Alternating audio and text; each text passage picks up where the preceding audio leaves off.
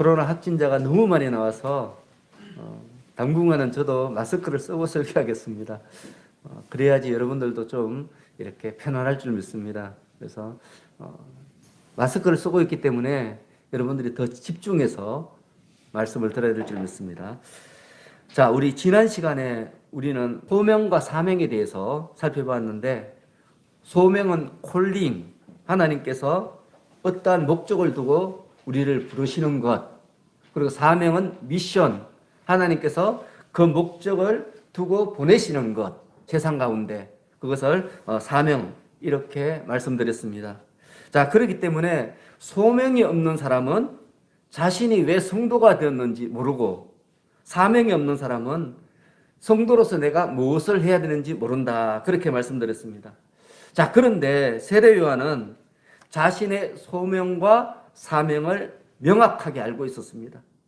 거기에서 한 발치도 벗어나지 않고 자기의 소명과 사명을 온전하게 이루었던 사람이 바로 세례 요한입니다.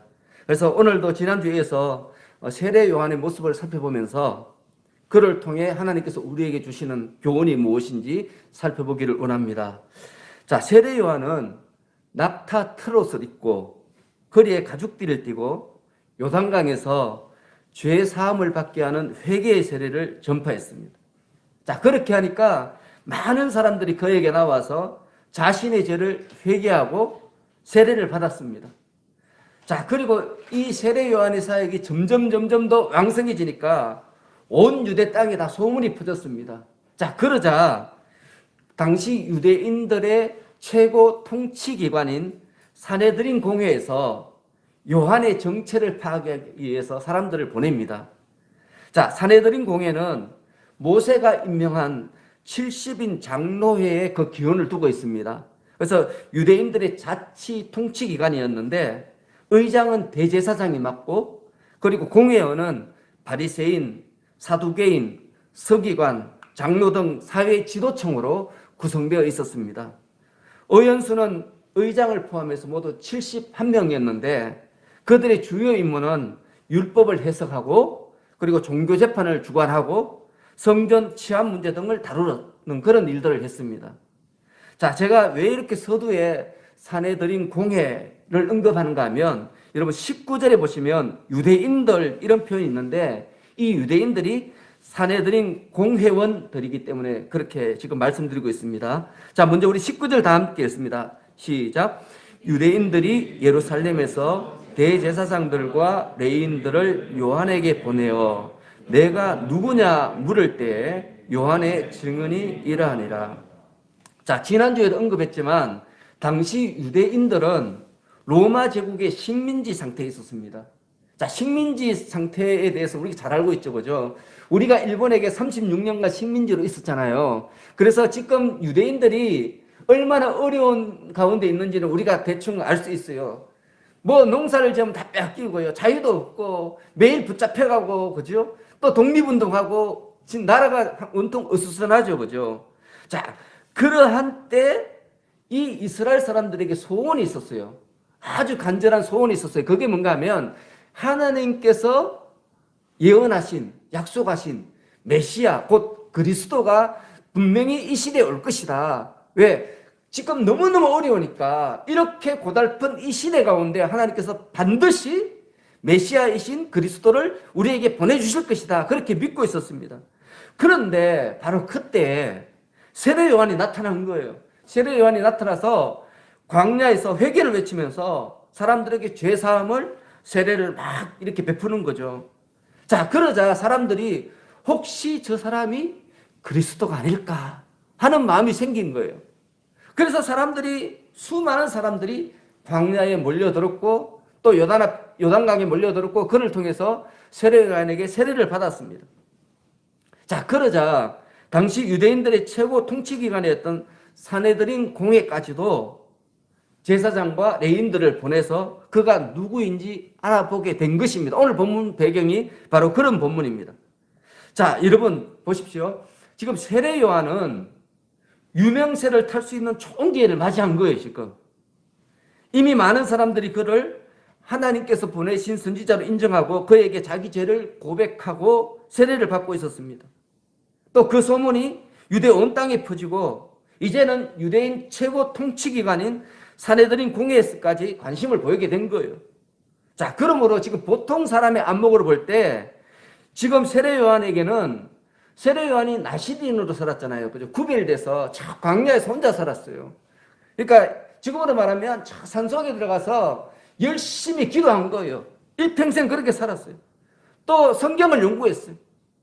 그런데 지금 이제 활동을 시작했는데, 요단강 강가에서 광야에서 활동을 시작했는데 사람들이 막 엄청나게 몰려오고 이제 유대인 최고 이 통치기관에서도 관심을 보이고 이런 현상이 일어난 거예요. 여러분, 우리 인간적인 생각으로 볼 때는 지금 세례 요한에게는 기회가 찾아온 거죠. 그죠? 유명세를 탈 기회가 찾아온 거예요. 마치 지금껏 자기가 갈고 닦은 신앙훈련의 모든 열매를 거두게 된 것처럼 지금 상황이 벌어진 것입니다. 그리고 또 이 세례 요한은요, 그리스도는 아니었지만 말라기에 예언된 엘리야인 것은 확실했습니다. 우리 예수님께서 그걸 인정하셨지 않습니까? 자, 그러므로 그가 21절에서 내가 엘리야다 이것만 말했어도 그는 고생껏 이제부터는 존경과 영광과 부귀가 그의 앞에 놓일 것이 분명했습니다. 한마디로 이제 종교적으로도 세상적으로도 출세할 기회가 찾아온 거예요. 여러분, 지금 이 시대로 말하면 어떤 개척교회 목사가 지하에서 성도 한 3명, 4명 두고 열심히 설교하고 있는데 갑자기 2만 명, 3만 명 되는 큰 교회에서 청빙하러 온 거예요. 소문 듣고 왔습니다. 목사님을 우리 교회 담임 목사님으로 청빙하겠습니다. 여러분, 만일 어떤 사람이 그렇게 청빙하러 왔다면 어떻게 할까요? 보통이면 지하교회 팽개치고 큰 교회 안 가겠습니까? 그런데 오늘 본문에 이 세례 요한은 그렇게 하지 않았다는 거예요. 그 큰 교회에서 청빙하는데도 다 물리쳤다는 거예요. 왜냐하면 세례 요한이 생각할 때는 그것은 하나님의 뜻이 아니었기 때문에 그렇다는 것입니다. 그래서 그는 그렇게 하지 않았습니다. 20절, 21절 함께 했습니다. 20절, 21절 시작. 요한이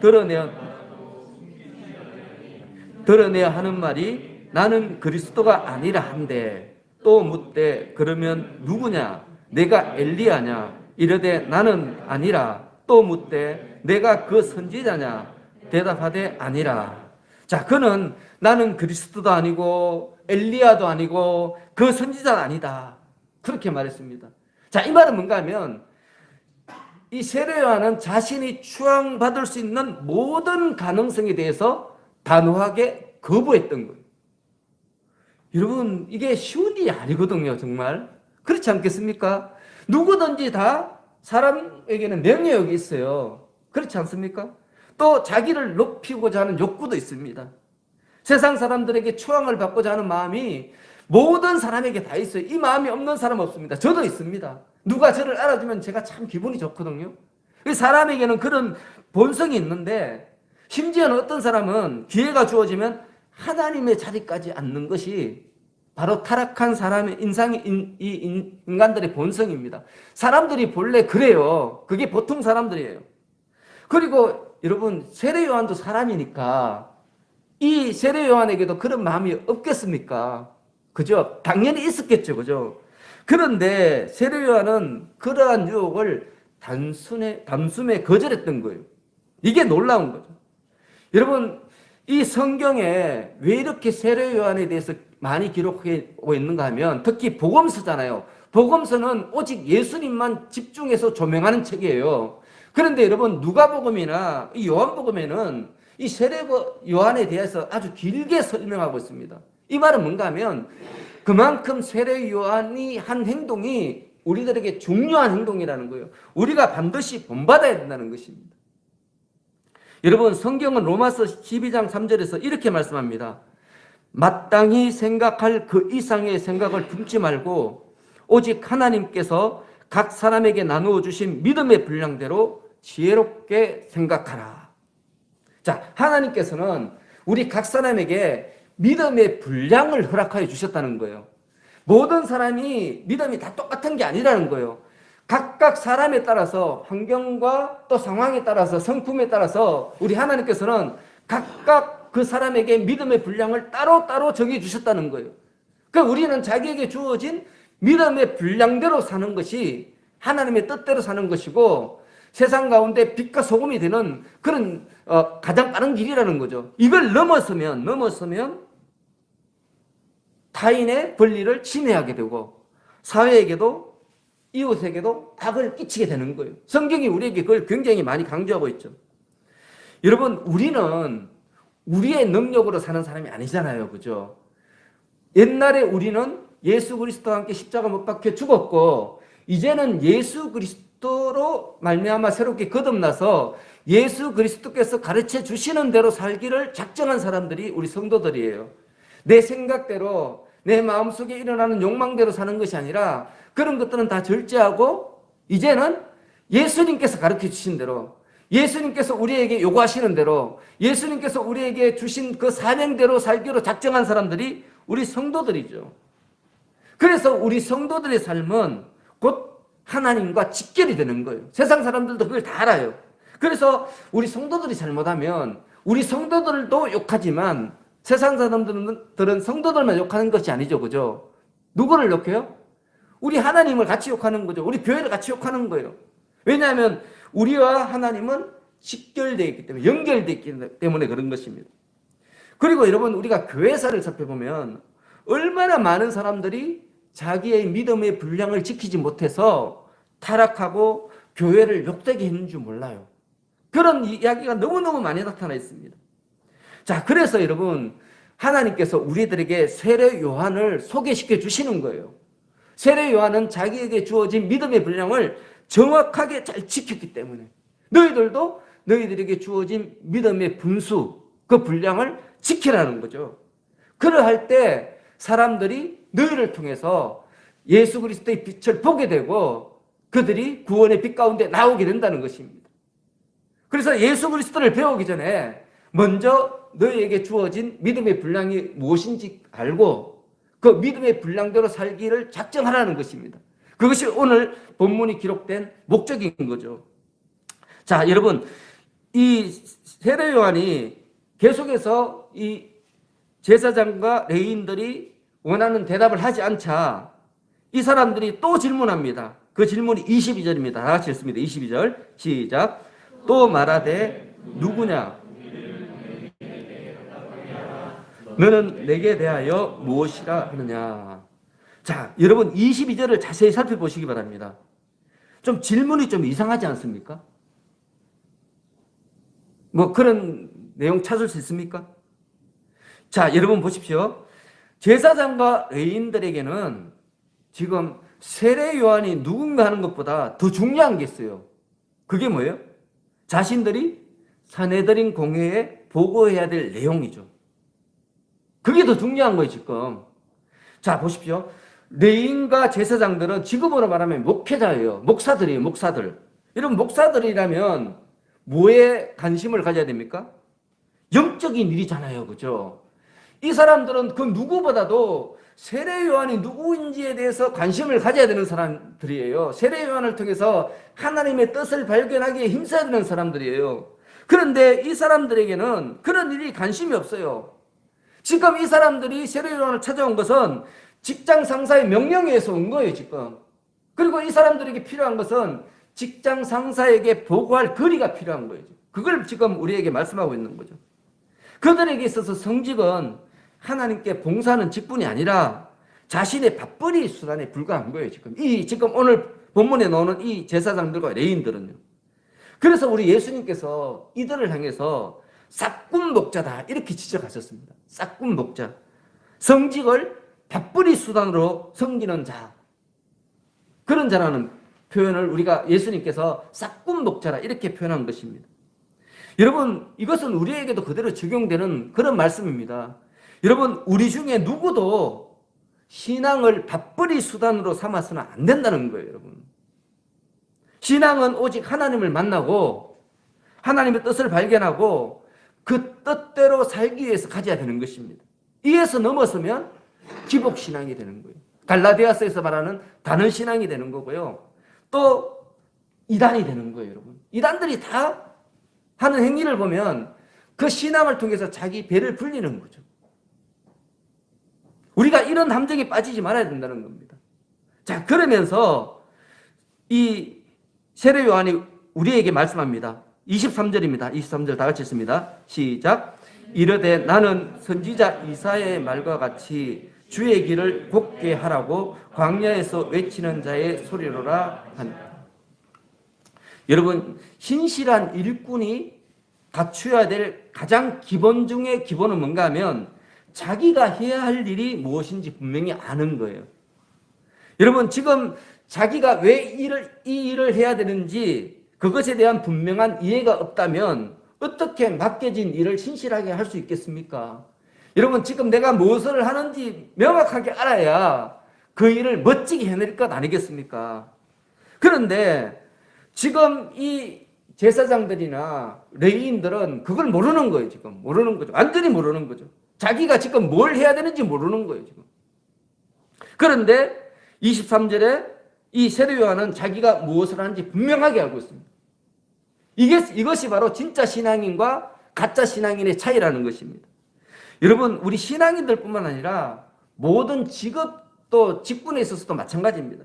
누구든지 자기에게 주어진 일에 충실하려면 그 일이 주어진 목적에 대해서 분명하게 알아야 돼요. 왜 이 일이 나에게 주어졌지?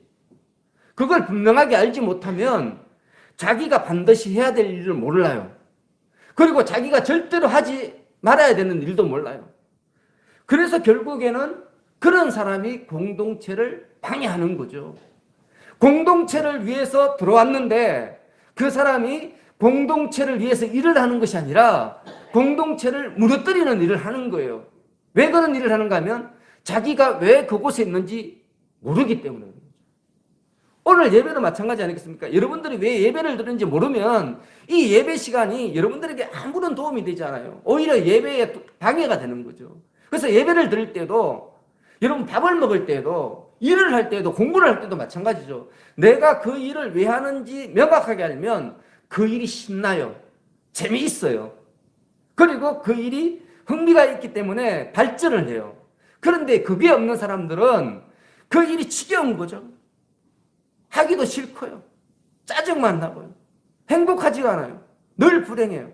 여러분, 우리가 소명과 사명이 꼭 필요한 이유가 바로 이거죠. 나에게 소명이 있고 사명이 있으면 하는 일마다 기뻐요. 왜냐하면 내가 그 소명과 사명을 점점 이루어가기 때문에 점점 더 내가 목표한 것에 다가가기 때문에 내가 신나는 거죠. 기분 좋고 행복한 거죠. 근데 그것이 없으면 하는 일이 늘 지겨운 거죠. 밥벌이에 불과한 거예요. 밥벌이. 여러분, 요즘 사람들 다이어트 많이 하잖아요. 그죠? 여러분, 다이어트를 왜 합니까? 한번 생각해 보시기 바랍니다. 많은 사람들이 다이어트를 해요. 굉장히 큰 이슈죠. 그죠? 여러분, 다이어트를 하는 이유는 한 가지입니다. 몸에 필요 없는 군살을 제거하기 위해서 다이어트를 하죠. 그죠? 그 군살들은 우리 몸에 붙어 있지만 마치 우리 몸을 위해서 붙어 있는 것 같지만 실제로는 우리 몸을 위하는 것이 아니라 오히려 우리 건강을 해치는 거죠. 그렇죠. 군살들이. 또 그 군살들이 우리 몸에 온갖 질병들을 다 가져와요. 그 질병들이 요인이 되는 게 바로 이 군살들이에요. 그래서 사람들이 이 군살들을 빼려고 엄청난 노력을 해요. 돈도 많이 들이고 또 노력도 많이 하고 그렇게 하지 않습니까? 그런데 여러분 주위에 혹시 이런 군살과도 같은 사람 있지 않습니까? 한번 생각해 보시기 바랍니다. 여러분 주위에 이런 군살과 같은 사람 있습니까? 함께 있으면 불편하고 차라리 없으면 좋을 것 같은 그런 군살 같은 사람 없습니까? 여러분, 주위에 이런 군살 인생이 있으면 모두가 다 불편해요. 모두가 다 불편해요. 여러분, 지금 이 시대 교회들이 힘이 없고 사회적인 영향력을 나타내지 못하는 것도 교회에 자기의 역할을 전혀 감당하지 않고 숫자로만 존재하는 군살과 같은 성도들이 너무 많기 때문에 그래요. 자신이 교회 일꾼으로 직분을 받았음에도 불구하고 교회를 위해서 아무것도 안 하는 거예요. 그게 군살이죠, 군살. 그런 성도님들이 너무 많아요. 여러분, 그래서 지금 교회들이 휘청휘청하는 거예요. 교회 건강이 너무너무 나빠졌어요. 자, 여러분, 우리가 직장에 취업을 하면 회사에서 즉시 그에게 일거리를 줍니다. 그렇죠, 그죠? 내가 직장에 취직했는데 일거리를 주지 않아. 그런 일은 있을 수가 없어요, 그죠? 왜냐하면 그 사람을 채용한 이유는 그에게 어떤 일을 맡기기 위해서 채용했기 때문에 반드시 직장에 취직을 하게 되면 그 사람에게 일이 주어집니다. 그런데 여러분, 교회도 마찬가지라는 거예요, 여러분. 하나님께서 우리를 교회의 일꾼으로 부르신 거예요. 성도는 다 교회의 일꾼입니다. 어떤 성도든 예의 없이 다 교회의 일꾼이에요. 하나님께서는 모든 성도를 교회의 일꾼으로 부르셨어요. 왜요? 그에게 맡기실 일이 있기 때문에 부르신 거예요, 여러분. 어떤 사람이든, 심지어 영아든 유아든 유치원 아이들, 학교 교회 학교 아이들까지도 마찬가지예요. 하나님께서는 이유 없이 목적 없이 사람들을 부르지 않습니다. 어떤 목적을 두고 사람들을 다 불러 모으시는 거예요. 그런데 교회는요, 직장에 일을 하는 것과는 일을 하는 방식이 좀 다릅니다. 직장에서는 회사에서 일을 직접 지시를 하잖아요, 그죠? 지시한 일만 해야 돼요. 그런데 교회 일은 누가 시켜서가 아니라 스스로 자발적인 참여에 의해서만 할 수 있어요, 일을. 완전히 다릅니다. 그래서 성경은 우리 성도들을 교회의 지체다 이렇게 표현합니다. 성도 한 사람 한 사람이 곧 교회라는 것입니다. 그리고 여러분, 우리 성도들이 교회의 지체로서 일을 하는 것은 매우 매우 매우 쉽습니다. 우리 하나님께서는 우리에게 어려운 일 절대로 안 맡기십니다. 우리 하나님은 우리를 너무너무 사랑하시기 때문에 쉬운 일만 맡기죠. 쉬운 일. 여러분, 직장에서는 내가 잘하는 일이 아니라 회사에서 시키는 일을 해야 되잖아요, 그죠? 내가 하고 싶은 일을 하는 게 아니에요. 회사에서 시키는 일, 회사에서 요구하는 그 일을 잘 감당해야 되는 거예요. 그때 인정을 받을 수 있어요. 그런데 교회는 틀려요, 여러분. 교회는 전혀 그렇지 않습니다. 교회에서 시키는 일이 아니라 교회에서는 내가 잘하는 일을 하면 되는 거예요, 그냥. 여러분들이 잘하는 일을 교회에서 하면 하나님께서 기뻐 받으시는 거죠. 자, 그렇게 시작하면서 말씀을 배우고 신앙이 자라나게 되면 그때부터 하나님께서 차츰차츰 은사를 부어주셔요, 여러분.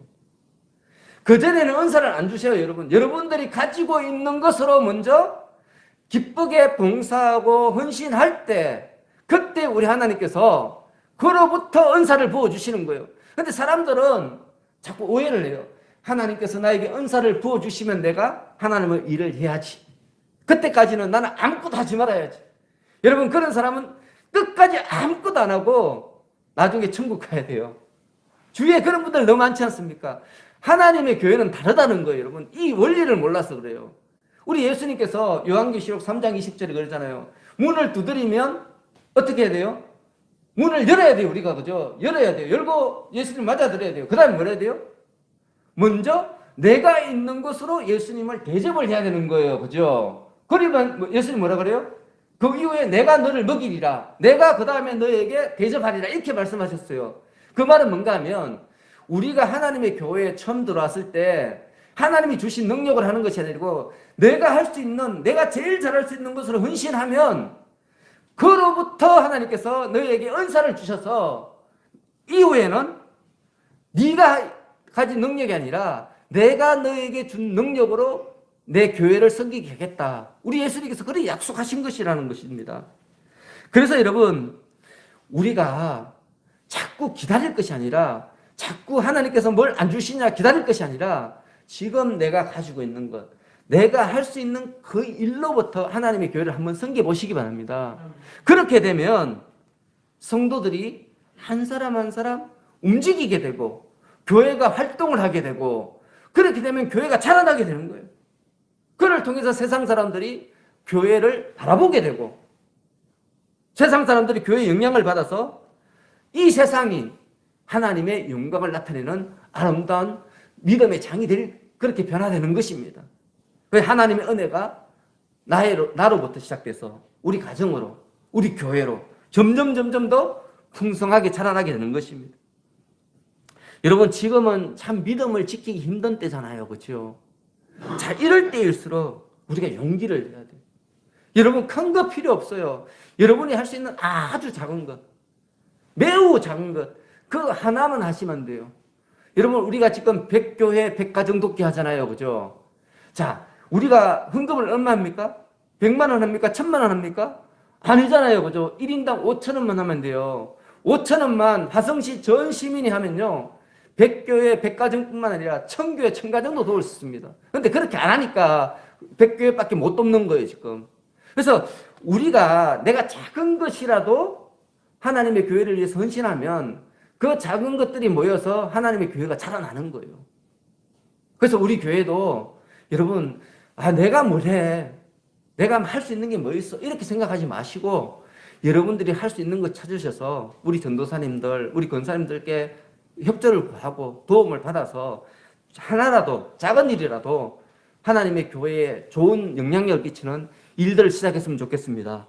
자, 이어지는 25절 함께 했습니다. 25절 시작. 또 물어 이르되 내가 만일 그리스도도 아니요 엘리야도 아니요 그 선지자도 아닐진데 어찌하여 세례를 베푸느냐. 자, 세례 요한이 계속해서 자신이 그리스도가 아니다 이렇게 말하자 제사장과 레위인들이 막 따져 묻는 거예요. 따져 묻는 거예요. 그러면 네가 왜 세례를 베푸냐? 너 이상한 사람 아니냐? 이렇게 묻는 거예요. 그때 세례 요한이 대답을 하는데 오늘 이 대답을 듣기 위해서 우리가 계속해서 말씀을 상고하는 것입니다. 우리 26절, 27절 함께 했습니다. 시작. 요한이 대답하되 나는 물로 세례를 베풀거니와 너희 가운데 너희가 알지 못하는 한 사람이 있었으니 곧 내 뒤에 오시는 그이라. 나는 그의 신발끈을 풀기도 감당하지 못하겠노라 하더라. 여러분, 당시 사람들은 보통 끈으로 묶는 샌들 같은 그런 신발을 신었습니다. 그리고 주인이 밖에서 들어오면 그 신발끈을 푸는 것은 그 집에서 가장 천한 종이었어요. 가장 지위가 낮은 종이 그 주인의 신발끈을 풀어줬습니다. 그런데 세례 요한이 지금 뭐라고 말합니까?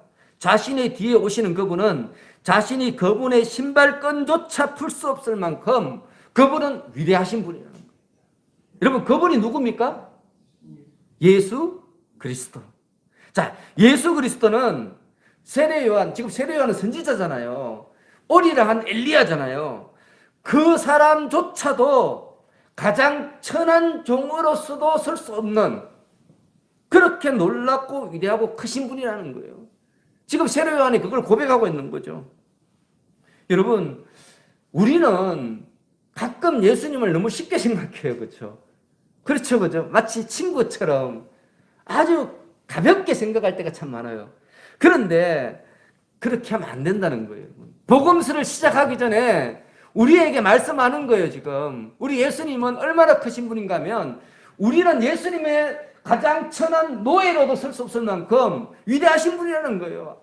그분의 노예도 아무나 할 수 없다는 거예요. 그만큼 놀라우신 분이라는 거예요. 우리는 예수님의 종도 될 수 없는 그런 자격도 없는 자들이라는 것입니다. 여러분, 성경은 우리를 어떻게 표현하는가 하면 우리 모든 인간들은 다 죄의 종이었다 이렇게 말합니다. 본질상 분노의 자녀였다. 자, 그렇기 때문에 여러분, 우리 중에서 내가 구원받았기 때문에 나는 뭔가 능력 있는 사람이다. 나는 구원받을 뭔가 어떤 요인을 가지고 있는, 의의를 가지고 있는 사람이다. 이렇게 생각하면 안 된다는 거예요. 그런 사람은 구원을 모르는 사람이라는 거죠. 여러분, 구원은 은혜잖아요. 은혜는 뭐예요? 자격이 없는 사람들에게 거저 주는 거예요. 우리는 예수님의 노예도 될 수 없는 그런 존재지만, 근데 우리 예수님께서 우리를 은혜로 우리를 구원하셨어요. 아무 조건 없이 그냥 우리를 구원해 주신 거예요. 그래서 우리가 예수 그리스도를 기쁨으로 믿는 거죠. 이 믿음이 너무 소중한 것이고 이 믿음대로 살려고 예수님께서 가르쳐 주신 대로 살려고 우리가 발버둥 치고 노력하는 것 아니겠습니까? 여러분, 이것을 세례 요한이 알고 있었어요. 그는 예수님을 만나지도 않았는데 이미 알고 있었어요. 그걸 누가 가르쳐 주셨어요? 성령께서 가르쳐 준 거예요. 그런데 그 성령께서 지금 어디 계세요?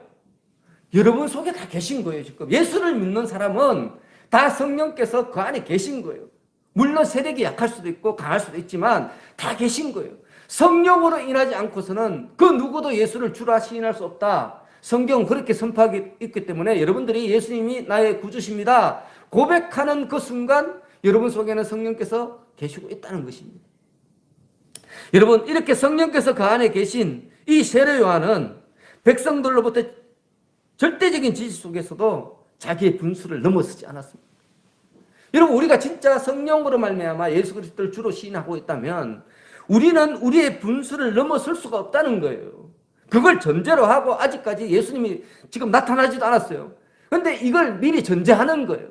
너희들 마음 자세가 그런 마음 자세를 가지고 있어야 이제 오시는 이 예수님을 너희들이 영접할 수 있다는 거예요. 그런데 우리는 과연 이런 마음가짐으로 지금 예수 그리스도를 믿고 있냐 이거예요. 이런 마음 자세를 잃어버렸다면 지금 우리는 다른 복음에 많이 왜곡된 그런 치우친 그런 복음 속에 빠져 있다는 것입니다. 여러분, 이 세례 요한은요, 오직 자기에게 주어진 사명과 소명에 최선을 다했습니다. 자신의 사명인 예수 그리스도의 오시기를 예비하는 그 일에만 충실했습니다. 여러분, 그렇다면 오늘 우리는 하나님께 부르심을 받았어요. 누구로 부르심을 받았습니까? 우리는 복음의 일꾼으로 부르심을 받았습니다. 자, 그렇다면 여러분 어떻습니까? 여러분들은 성경에 가르치는 대로 복음을 전하고 있습니까? 하나님을 사랑하고 이웃을 사랑하기 위해서 최선을 다하고 있습니까? 혹 하나님께서 이렇게 살라고 우리에게 주신 많은 것들이 있죠. 건강도 주시고 돈도 주시고 가족도 주시고 이웃도 주시고, 그런데 그런 것들을 나의 안일과 나의 행복만을 위해 살고 있지는 않습니까? 여러분, 그런 자들이 많아지기 때문에 지금 교회가 손가락질을 받고 있는 것입니다. 여러분, 사탄은 따로 있는 것이 아니에요. 자기의 본분을 넘었을 때 그가 곧 사탄이 되는 거예요. 여러분, 우리 그걸 알아야 됩니다. 여러분, 우리가 우리의 이름이 높아지고 많은 사람들이 우리를 주목한다 할지라도 결코 우리는 하나님의 일꾼으로서의 본분을 넘어서서는 안 됩니다. 우리가 해야 될 일은 딱 정해져 있어요. 이웃을 사랑하고 하나님을 사랑하고 하나님께서 맡겨주신 사명에 충실하고 충성된 복음의 일꾼으로 사는 겁니다. 거기서 넘어서면 우리는 잘못된 신앙의 길을 지금 걷고 있는 것입니다. 그래서 여러분, 오늘 주신 이 말씀을 붙들고 믿음의 선한 삶을 사시는 여러분들이 되시기를 예수님의 이름으로 축원합니다. 자, 기도하겠습니다. 하나님 아버지, 세례 요한이 자신의 소명과 사명을 분명하게 인식했던 것처럼 저희들도 하나님의 부르심과 보내심을 바르게 인식하게 하여 주옵소서. 무엇보다도 내 능력이 아니라 오직 성령의 권능으로 예수님의 몸된 교회의 지체로서의 역할을 감당하게 하여 주옵소서. 그를 통해 교회가 자라감에 따라 저희들의 신앙과 삶도 함께 자라가는 역사를 이루게 하여 주옵소서. 예수님의 이름으로 기도하옵나이다. 아멘.